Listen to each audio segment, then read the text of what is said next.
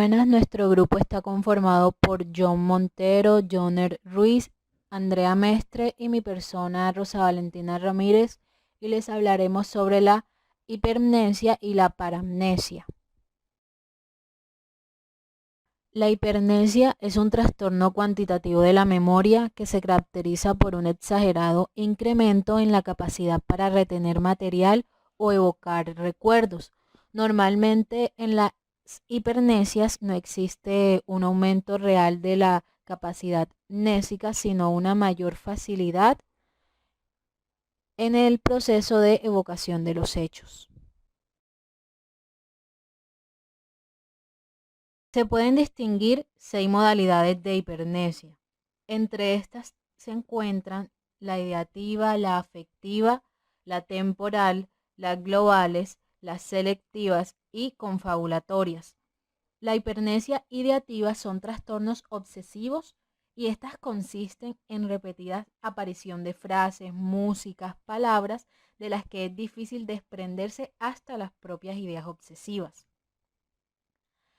La hipermnesia afectiva se da ante experiencias de gran intensidad y frecuencias desafortunadas en la depresión o en la manía.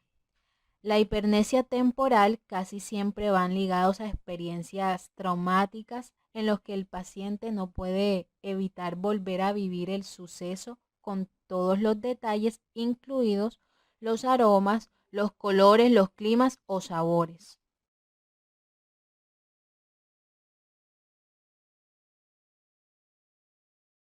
Hipernesias globales se caracterizan por un incremento en la capacidad global para memorizar todo tipo de material que se produce de manera excepcional en algunos sujetos o en determinadas situaciones. Un ejemplo fue documentado por Luria en su obra La mente de un mnemónico, donde se describe el caso de un sujeto con capacidades excepcionales para la memorización de textos e imágenes, sin que tuviera otras alteraciones neurológicas o de personalidad. La hipermnesia selectiva son cuadros de hipermnesia excepcional para alguna modalidad selectiva de la memoria, aunque en el resto de las funciones cognitivas el rendimiento del sujeto sea normal e incluso deficitario. Por último tenemos la hipermnesia confabulatoria. Las personas padecen amnesia severa tanto que no recuerdan nada. La propia enfermedad genera una fobia a ese vacío y lo rellenan con recuerdos inventados pero posibles y viven en una perenne ficción y una confabulación eterna.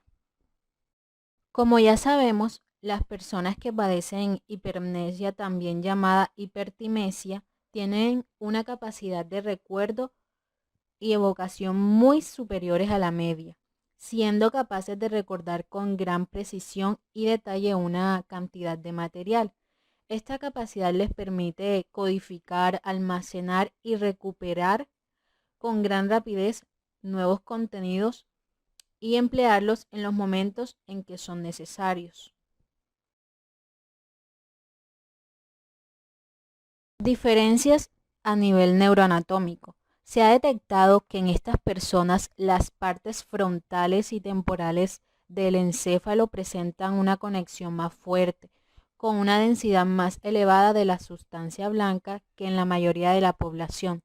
Al parecer existen alteraciones en los giros inferior y temporal medial del lóbulo temporal, un área en que se sitúa el fascículo unciforme, el cual tiene un papel importante en la memoria autobiográfica. En personas con hipermnesia, dicho fascículo está ampliamente desarrollado. Disminución de la atención y la capacidad de aprendizaje. También se complica la adquisición de nuevos conocimientos, ya que el nivel de atención disminuye con la aplicación de recursos mentales a intentar filtrar utilizar los recursos necesarios y no otros. Asimismo, se dificulta el paso entre el aprendizaje y la automatización de tareas, ya que no se recuerda solo el procedimiento básico, sino todo el conjunto de detalles asociados y por lo tanto cuesta más abstraer lo necesario de lo accesorio. Paramnesia. Esta es la alteración cualitativa de la memoria, que se caracteriza por la distorsión de los recuerdos falsos. El sujeto tiene recuerdos que cree verdaderos y que sustituyen a los hechos reales que no pueden recordar. Este trastorno hace que la vida de los afectados se altere.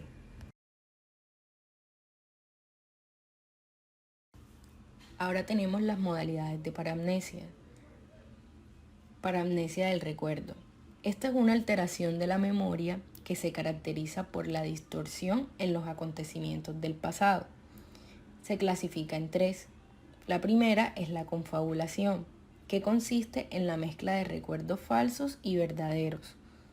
El paciente relata hechos que realmente no ocurrieron, con los que se intenta compensar la pérdida de memoria respecto al momento que se está intentando recordar. Segundo, tenemos los falsos recuerdos delirantes.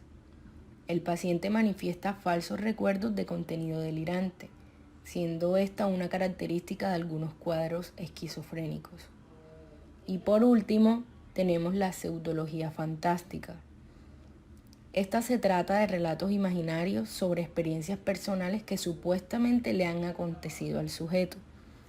A diferencia de la confabulación, en la pseudología fantástica se intenta buscar el aprecio y el reconocimiento del interlocutor, ya que se incluyen aspectos megalomaníacos o narcisistas, siendo un mecanismo psicológico mediante el cual algunos individuos, a base de contar exageraciones vividas, pueden terminar creyéndose sus propias mentiras.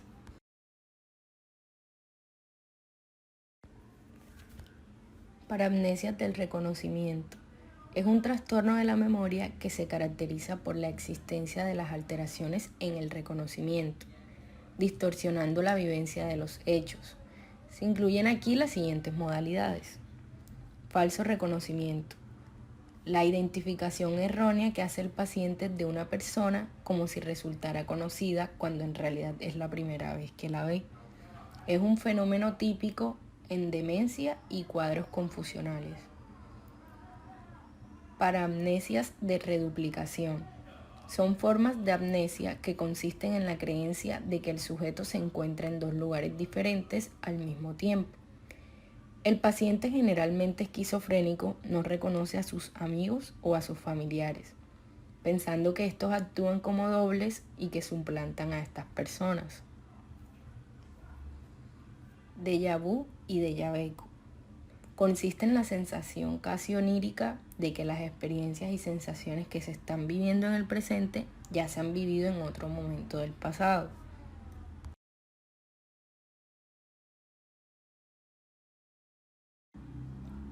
Jamais vu. El paciente sabe que ha experimentado antes el suceso, es decir, lo recuerda, pero no le resulta familiar, siendo un caso de recuerdo sin reconocimiento. Ecmesias. Estas se definen como la pérdida de la memoria de los sucesos recientes. El sujeto olvida los últimos acontecimientos del pasado, las vivencias se reviven en el presente con gran carga emocional. Determinadas situaciones con gran carga estresora, como por ejemplo un bombardeo o un atraco, se pueden revivir y representar con gran viveza e implicación de una carga emocional. Estas pueden presentarse en demencias y trastornos epilépticos o constituir auténticos delirios o alucinaciones ecméticas. Síndrome de Ganser.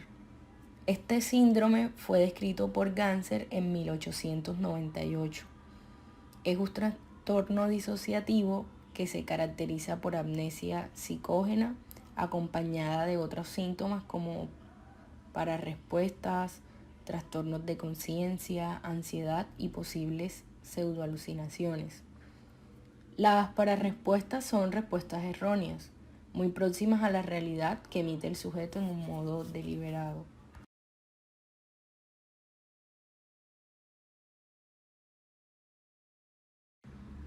Causas de la paramnesia. Entre las causas se destacan los daños en el hemisferio derecho del cerebro. Esto produce desde desorientación, deterioro de la percepción visoespacial y memoria visual.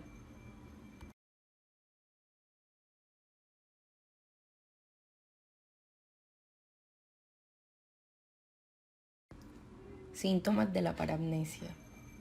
Los síntomas de alteración de la memoria es una de las características principales de quienes sufren este problema. Así, pueden producirse recuerdos en forma de delirio, una falsa identificación de objetos, lugares, entre otros.